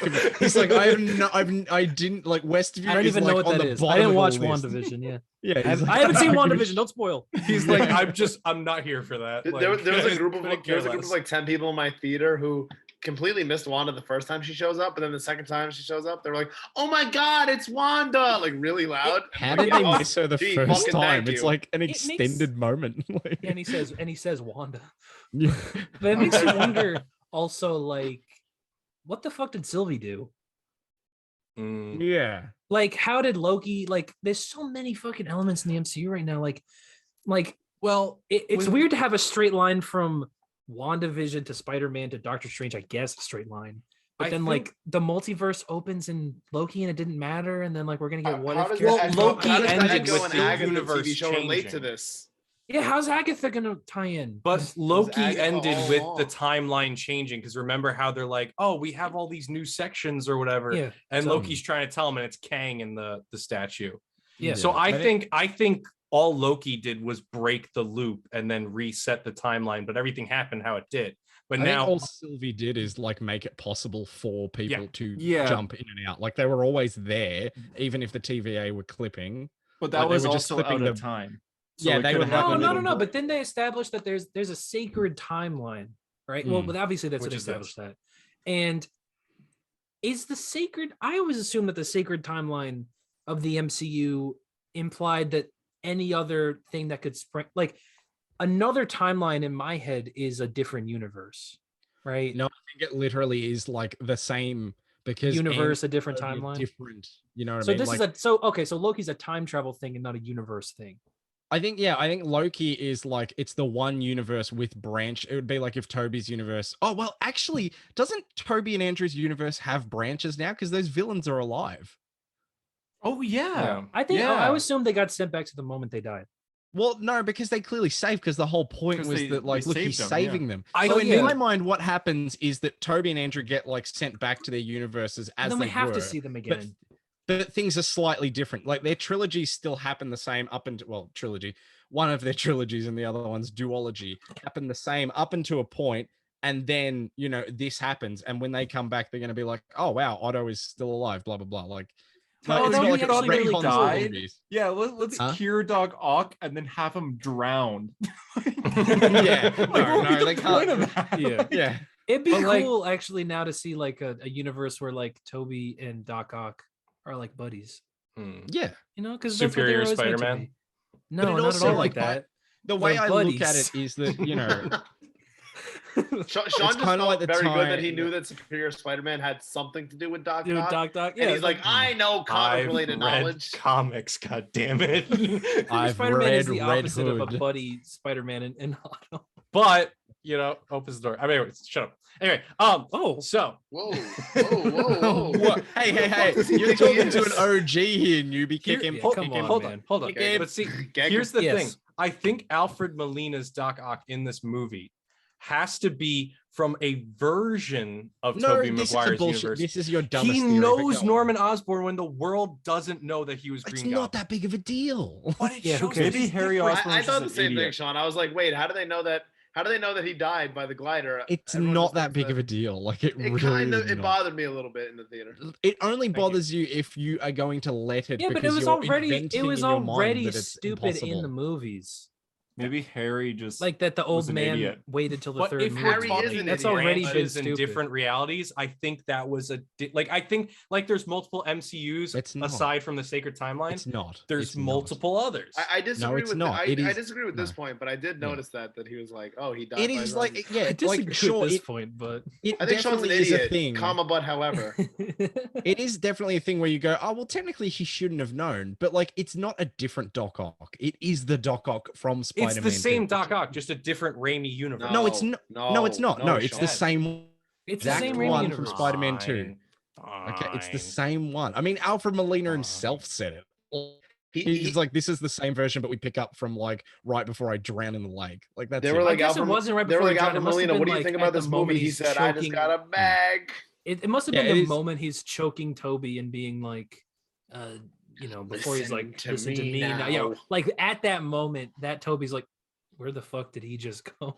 I love when all the villains are realizing that they died. Electro's like, well, no, I was in the particle collider. And then, oh shit, he was not in the particle collider. No, he was definitely in just a random electric yard. Yeah, the Sandman was the particle Whatever collider. It's called. These things matter. If you want to write an article, you got to get your words. Shit, my battery's dying. When they were doing like the, you know, everyone's confirmed for Spider-Man, like voice Spider-Man crack, 3. A New Hope Luke Skywalker over here when they were doing. Sorry. Listen, I was trying to get past it, but you got to be a dickhead as always. Sorry. Anyway, when they were confirming like everyone for Spider-Man 3, wasn't Kirsten Dunst like confirmed at one point? Whatever happened with that? They just decided. Rumors. No, it was just another rumor. Feige, well, it made me wonder because like if they should have been pulled through because they knew that Peter was Spider-Man, but apparently Feige like talked about this today, and he said something like, in order to like keep the focus on Tom's journey, they needed to like focus it on a select number of characters, and he's like, there's a reason that there's not 20 more characters in this movie. That's fair. Like, yeah, to have Toby's Spider-Man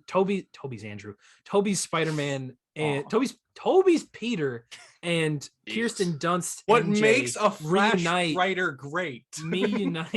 like means nothing to Tom. And the same way that like if they brought back Gwen and they have a moment where Andrew sees a ghost, you know, and it's Gwen Stacy's alive again, like that means nothing for this movie, you know. No, but they like it's in the movie. The explanation is there. Doctor Strange shut it down before too many. You could argue that Mary Jane was about to get pulled through, and Doctor Strange, she's like, you know what I mean? Like, or she was just walking around the city like the rest of them.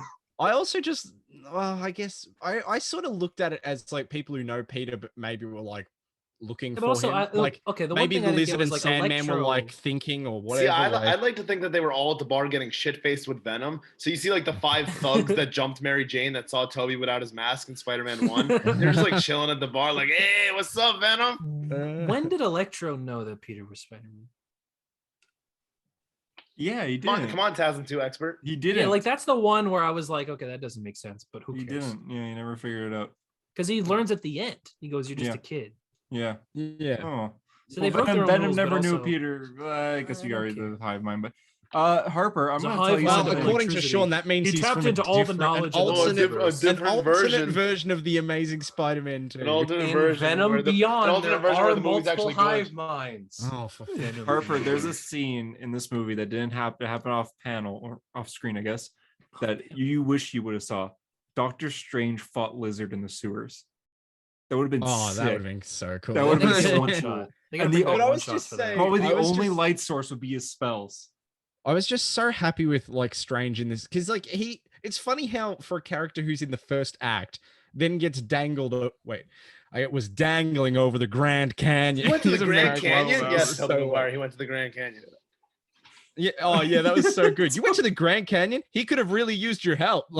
Yeah, they were all set to fight him. They're like, he's been. It's also funny to me that they made us. They put their foot down. They said Peter would win the fight. That's crazy to me. I still don't think that's true. I think that Peter would win the fight if Strange, Strange wasn't trying to like really get him. You know what I mean? I think he was. I think Strange was overconfident, but if he really wanted, he could have just been like Crimson Bands, and Peter could have done nothing. I think he really wanted to, and he do nothing. You reckon? I think he wanted to hurt Peter, though.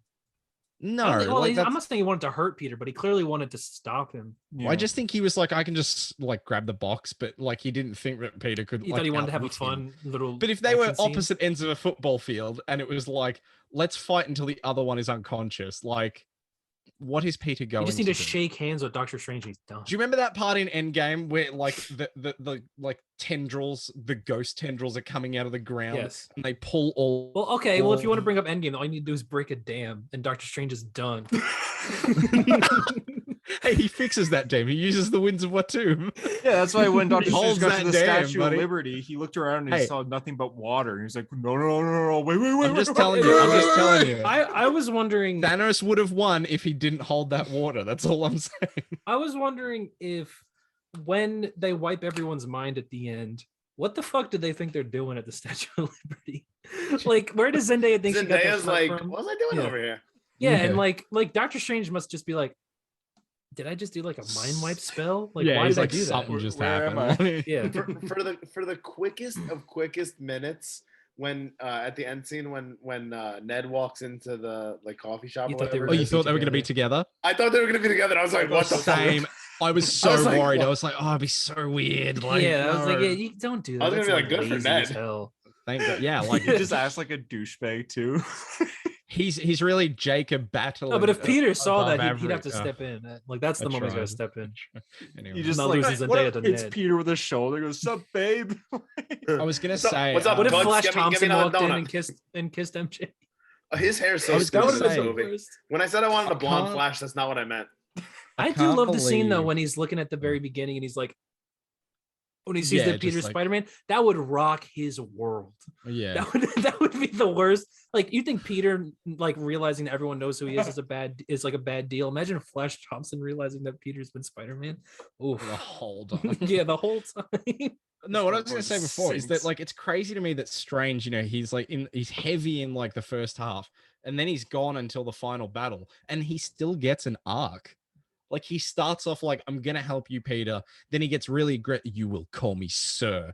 And then he's like, this is about the multiverse. Fuck you. This has gotten out of hand, which is very much, Infinity War. Like, we got to do whatever it takes to protect the universe. I won't hesitate to let you or the kid shit. But then by the end, he's just like, Peter, if I do this, like everyone who loves you, like will forget who you are, and like we. And I was like, oh my God, he said got so much respect for him.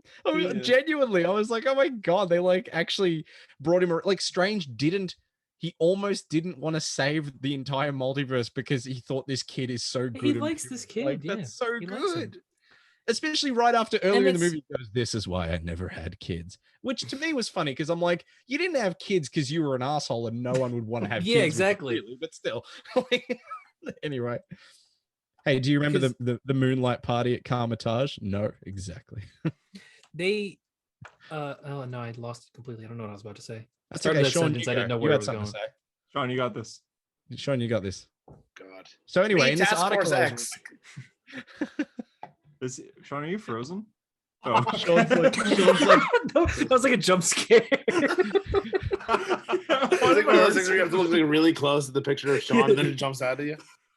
Sean's about to lose his mind. He's going to be like 10 Ways, No Way Home ties into Task Force X. They could, what I was going to say is they could still build this relationship again. And not what I do. Like Peter can still go to Doctor Strange in the future. It'll just, be like, I'm interested to see if they do rebuild certain relationships with Peter. Like does he meet Nick Fury again? MJ has to happen just because I think that's where I think that happens. I don't know if that happens immediately.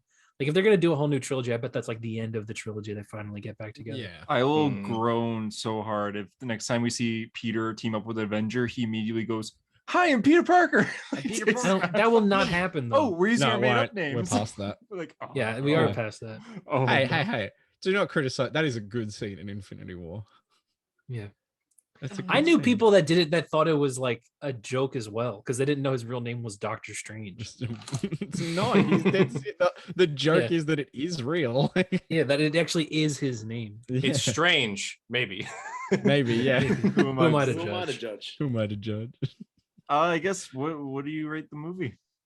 Like a 10, like it's the best thing. I don't give a fuck. People will go, well, that shot of Green Goblin in the alleyway where he breaks his mask looked unfinished, but I don't give a fuck. The final battle between Peter and Goblin on the shield. Oh, when he like that was the best. When he's beating the I was gonna say beating the dicks out of him. He's beating the shit out of dicks. And that was good stuff. It was literally like mixing the webs into it, the combos. He did the move from the PS4 game. Yeah, he did. And then Toby jumps over him and then webs him. Yeah. Toby just staring at him like no. Yeah, they didn't have to say anything. Toby with the callback of stopping that, holding it back. And then Toby gets stabbed.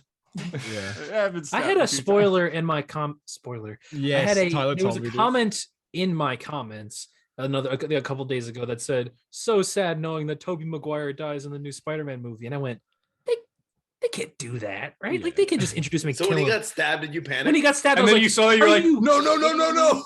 Yeah, I was like, I was like, no. There was a painful 18 hours where, obviously, because it's Australia, we're ahead in time. I had seen the movie. I went to bed. I woke up, and you motherfuckers were still waiting to see the movie. And all I wanted to do was talk to you about it. And so I'm talking to Tyler, and he goes, "I saw one big spoiler. But like I'm choosing not to believe it." And I said, "Tell me, and I won't say either way whether it's true or not." And he goes, "Someone said Toby dies." And in my head, I'm like, he's gonna get to the part where Toby gets stabbed and have a fucking panic attack. Yeah, and I desperately wanted to say like how absurd that would be, that they would make this brilliant fucking near perfect fan service movie and then at the end kill Toby They would never do it in 1,000. This isn't the CW. They're not idiotic. That's no problem for me since I gave up my powers. My power. Oh my god. That's what this is the perfect return, isn't it? Not only is he like still fucking cool, he's still Spider-Man. He's still out there. He's like, I've got low back problems. He's still doing it. He's still Spider-Man. Everyone thought he's gonna be retired or whatever, you know. Yeah, no. I'm a family man now. Like, no, he's still Spider-Man. Like, they didn't people thought he was gonna contradict Spider-Man 2 or whatever, you know. But no, they didn't. I will always be Spider-Man. It just is him. Yeah, I love that part. Oh my god, I love that part where he goes, when Andrew just goes, "So you just dressed as like a cool youth pastor? You got your youth pastor," and he's like, "Yeah, it's so cool." Oh, it's just like, just wear it. Like when Doc Ock comes down, he's like the power of the sun, and then he jumps down, takes it in the palm of your hand, and then he's like, "Peter, how are you doing? Like you're all grown up," and he's just like, trying to do better. Like, oh, it's so good, it's so good. What a movie. It's 10 out of 10. We saw a movie. Yeah. Like this is a hot take. I think this is my favorite MCU movie. Whoa. Yeah. That's recency bias. That's recency bias. That'll change. I don't know. I don't know. Recency bias. No, because JD, I've come out of like recency bias. Dude, I said that JD's like, no. Wait. Nah, like there are movies that have come out of like Endgame blew my mind, but even when I left the theater, I was like, it's not my top 5. Yeah, exactly. Listen, it's not Civil War. But Hunter is very known for recency bias. Okay. Well, yes, Justice League 2017 was the greatest comic book movie. I agree with you. I'm just saying, from my standpoint, I think it is top 5 genuinely.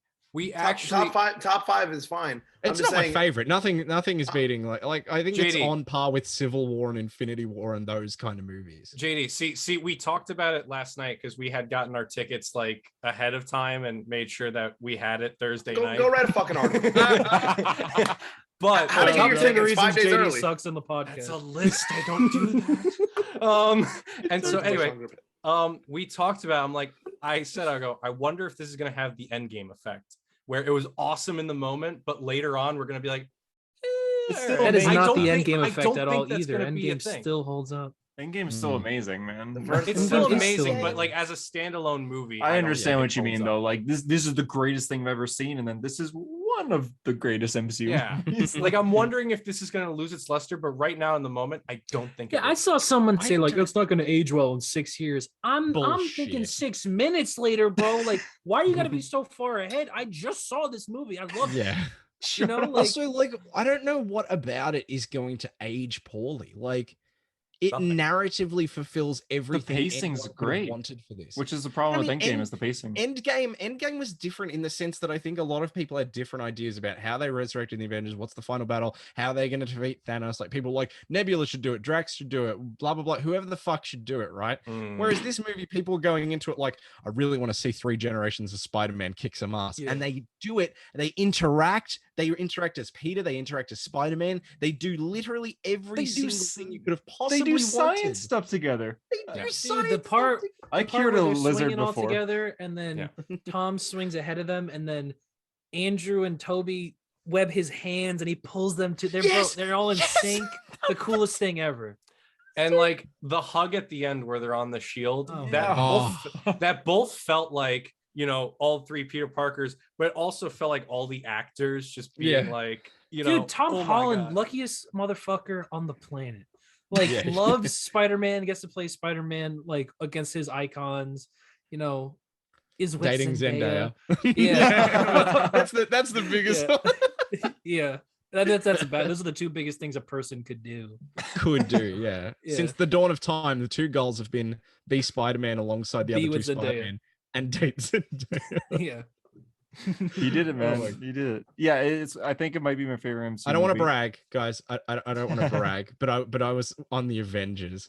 The Avengers? That's great. What is that? Is that like a band? Are you part of the mightiest? Oh, is this helping? Once he first said the Avengers, I was almost like, oh my god, did the Avengers? Okay, at least in the Tobey Maguire. I'm really curious for you, JD. As far as Spider-Man movies go, where do you rank this? I think it's on par with the Amazing because Spider-Verse is your favorite, right? Yes. Spider-Verse and Spider-Man 2 are my 1-2 punch. What a weird one. It's in the top 4. It's in the top 4. So I'm guessing Spider-Verse, Spider-Man 1, Spider-Man 2. It's in the top 4. Top 4. You didn't go top 3. So it's the 4th. It's the 4th. I mean, it might be number 3. I don't want to definitively call it number 3. But like, if you say it's the top 4, then it's probably number 4. It's 3 or 4. I don't know yet. And the other one you were debating is the first Spider-Man movie. Yeah. Okay, that's fair. I do think Spider-Verse. It's tough though, because I've seen Spider-Man 1, you know, 162 times. I've seen this movie once. You know, it's always hard for me to call it right away. It's definitely hard. Like Spider-Verse, I feel like I think we've said it's the best comic book movie ever. Like that's a hard mountain to like. But it's hard to compare to because there's. It is hard to compare, and I think that's if we're doing live action movies, I think this has everything. Like you almost can't get a better live action Spider-Man movie than this, which is hard considering they're gonna still be making them. So that it's smart that they're going smaller scale because you can't get bigger than this. You can never do anything bigger than what they just did here in a Spider-Man movie. And so like as far as Spider-Man live action movies go, this has everything, you know? Yeah. It has like comic book Spider-Man, like morality and lessons. It's got like huge action set pieces. It's got all the villains you love. It's got like arcs paying off, and it's got like humor and heart. It's a good movie, man. I liked the part where Daredevil showed up. It's got Daredevil as well. Okay, Sean, where do you rank it? 10. Like, are we talking among Spider-Man? Oh, it's the bottom Spider-Man movie. Yeah. We're talking.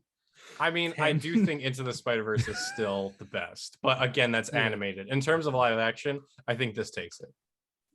Same. Harper? I know Harper. My top three is so fucked because I would say it's in the top 3 and people would go, Into the Spider-Verse, Spider-Man 2 and this. But my top 3 is Into the Spider-Verse, The Amazing Spider-Man and this. Respect.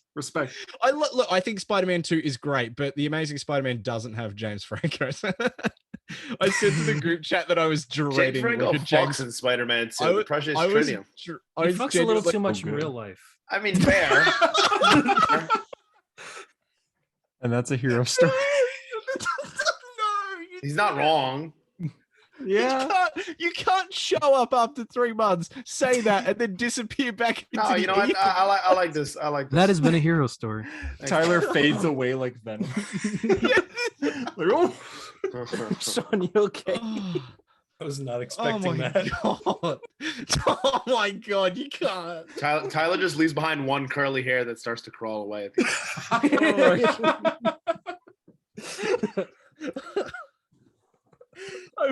Real quick, when that scene happened with the goo landing on the table, I must have been like so hyped over the movie, but I said way too loud. I said, "What is that?" What? I thought it was like his necklace or like a keychain he had or something. I thought it was like a tracker. That was my first thought. And then it moves though, and you must have just went, "Oh, it's Venom." My girlfriend's just like, "It's Venom." I'm like, "Oh, it moved." Okay, yeah. Since John Watts is directing Fantastic Four, do we think we're gonna find that in Reed Richards' lab in the future? And that's how we do. Like in Secret Wars, Black suit. No, in Fantastic Four. Yeah. No, in like the comic Secret Wars, like post Secret Wars in the comics when he goes to and that'd be cool. No, I also think like Fantastic Four. There's no reason now to assume that John Watts is a bad choice for Fantastic Four as well. If he can do this, he can do anything. People around, he literally just made the greatest. He could bring back the cast of Fantastic Four 2005 and Fan Four Stick to all my God. Yes! Can you imagine? The Council of Reeds is the two fans. It's Miles Teller and the guy from dude, they can actually do that as well. Oh my goodness. It's only the three of them. Imagine. They could actually do that. Still the 1994 like failed. That wouldn't be good. I still stand by Miles Teller would be cool if he came back as the Maker. Yeah, I think that would be good. That would be cool. I agree. Yeah. I really we're not talking about Fantastic Four. Never mind. I was about to go into like I really thought that this person should have played Reed Richards, but we're not talking about it. We'll wrap it up because it's what That's time is it for 2:40 a.m. 2:40. Oh my God. You're welcome, America. This is an hour and 40 minutes. We were like, we're gonna be a clean 60-minute episode. Yeah, no, that's never happened. We also barely touched the surface of some of the shit in this movie. Like, yeah. There was also so many cool comics announced this month, and I'm sad that we can't talk about them. Now for the news of the week. Oh my JD's so excited about Flash number Nightwing number 90. Injected in my veins. When Flash announced his book was called Flashpoint in the movie, you must have just been like, dude, I knew you cheer for that. Dude, Jeff Johns was like, Jeff Johns on the phone with his lawyer, like, can I get a copyright claim on that? Yeah. And then Matt Murdock puts down his key. Booyah. We don't know if we're doing an episode or not next week because it's the holiday season. So we have to. The fucking egg is in Hawkeye, bro. We have to. The egg is returning. He's back. We'll see what happens. It might just be you and Sean, but we'll see what happens. Me and Sean talking about the egg, bro. Harper and I could talk about Harper will kill what we wanted. We were talking about Kingpin's return. And we were imagine if it's like the Punisher return, where he's just bench pressing.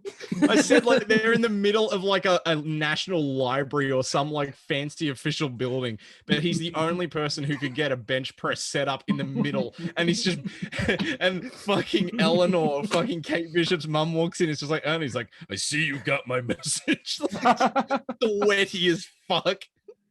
I'll just say, because this happened this week where we got our first look at Kingpin. It's a blurry image, I fucking said it last week, though. I went double whammy, Daredevil time, baby. Kingpin, Matt Murdock. But for Matt Murdock, it's the same. For Kingpin, it's a blurry image, and Clint Barton going like, yeah, but he's going to be in the. Like I said to Sean, it would be much worse if he wasn't. Like this was the last episode of Hawkeye, and all we get is that image, and we're just like, oh, I'm like, okay, like, yeah, and then but that also means Monday we'll probably get the poster. You know, him like. They always release the posters on past Monday, with the blurry background. Yeah, they'll just cut out the PNG. It's just the Daredevil. Oh my God, it's the first season of Daredevil poster where he's just, but like he's in his cufflinks. Imagine if like in season 1, episode 3, Daredevil, where you have the assassin go, Wilson Fisk. No, you don't do that. You don't do what I did. And then like just a text gets sent to his phone after he kills himself. And it's just you don't see like rabbit in a snowstorm or anything. You just get the back of his head on a blurry image and you're like, okay, God, we're talking about Kingpin now, aren't we? No fat suit, no CG fat suit. So thank fucking God. Matt Murdock looks like Netflix Murdock. Fucking Kingpin. Imagine they gave him the CG fat suit. They like accidentally switched it out. The cane comes down, it pans around, and he's just taking up the entire frame. Everyone's like, into the Spider-Verse. He missed the brick because he was too tired. He's like, can you imagine if he was like, I need a really good lawyer, and it turns and it's Foggy? We don't John Favreau also played Foggy in Daredevil Season 3. I was my god, Multiverse. There's something there. That's a Multiverse of Madness. You remind me all of the myself. Spider-Man villains, Toby, Andrew, and another John. Ben Affleck returns as Daredevil. Yes. Oh my god. Suit Up scene was cool with that movie. That's it. Listen, Alfred Molina proved if the money's right, people will come. I was gonna say, does this movie prove that like even down the line, like future MCU movies, we could get like Chris Evans back? We could Robert Downey Jr. back. We could get Shaquille O'Neal to return as Steel. Yes. Oh my god! In the MCU, yeah. Henry Cavill is back. I was talking with my friend. There you go. You were talking with your friend. Thanks, babe. Yeah, me and my friend were talking after the movie, and we're talking about Multiverse of Madness. And I said, "Oh, well, there's like a rumor that Patrick Stewart's going to be Professor X," and he went, "They're not," and he's a massive X-Men fan. Hugh Jackman as well is rumored. Yeah, he goes, "There's no way we're seeing Patrick Stewart Multiverse of Madness." I was like, "Dude, we just walked out of a movie that had Charlie Cox as Matt Murdock and the two other Spider-Men," and he turned to me and he went, "We're gonna get fucking Patrick Stewart, aren't we?" We just started this multiverse road with this movie. Doesn't end in Secret Wars. Yes, I would say so. yeah. Well, you're and in Secret Wars, if anything goes in Secret Wars, we will get these two Spider-Man back. We'll probably get Hugh Jackman back as Wolverine. We'll get all the X-Men characters. We'll get Michael Fassbender back and Patrick Stewart back, I bet, as well. We'll get both Xavier's and both Magneto's. We'll probably get Chris Evans and Robert Downey Jr. back. Like, Chris Evans also back as Human Torch. And back as Human Torch, and they'll be like, "Oh my god!" They'll have the pointing meme. We will get everything. I just can't believe culturally, we might even get culturally. We went culturally. We went from getting the 90s flashback in a CW Crisis event to then Tobey Maguire and Andrew Garfield back as like the gap between is like just unfathomable. Oh my god. Anyway, that's a hero story. Yeah. 2:45 in the morning, the late show. Yep. And if you're listening to this and it's not 2:45 in the morning, you need to pause and you need to resume. Wait, we're at the end. Never mind. You need to hit the like button. You need to be at the level of exhaustion we are. Yep. Thanks, JD. I love you guys. Yeah, thanks for coming, Tyler. Thank you. See you in 3 months. Thank you. We won't see Tyler until Fantastic Four comes out. So I hope you enjoyed it. Yeah. Till the Batman comes out, yes. Oh my god, Doctor Strange is gonna fight fucking Doctor Strange Supreme from What If. Anyway, end it.